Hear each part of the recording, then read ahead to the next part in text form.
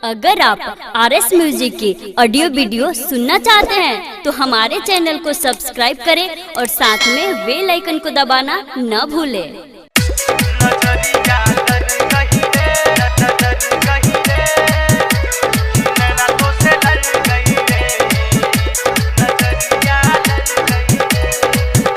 नजरिया लड़ गई रे कि नैना तो से लड़ गई रे, नजरिया लड़ गई रे, नजरिया लड़ गई रे कि नैना तो से लड़ गई रे, नजरिया लड़ गई रे। तोहर नैना बनसीला देख के हिले जिला, चढ़ल बा सड़ाब से हट के रे, नजरिया लड़ गई रे कि नैना तो से लड़ गई रे।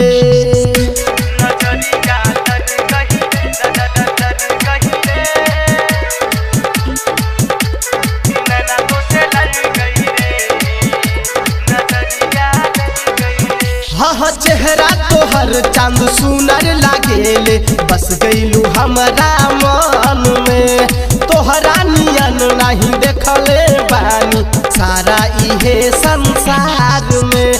चेहरा तोहर चांद सुनर लागेली, बस गईलू हमारा मन में, तोहरा नियन नहीं देखले बानी सारा इहे संसार में। कि नैना तो से लड़ल तोहरे पे दिल बा अड़ल, लागेलू सुनर सबसे हट के रे, कि नैना तो से लड़ गई रे, नजरिया लड़ गई रे, नजरिया लड़ गई रे।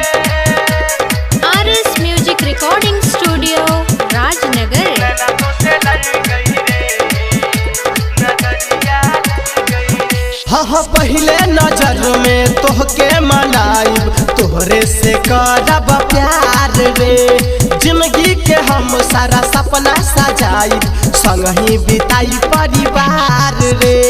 पहले नजर में तोहके मनाइब, तोहरे से करब प्यार रे, जिंदगी के हम सारा सपना सजाइब, संग ही बिताई परिवार रे।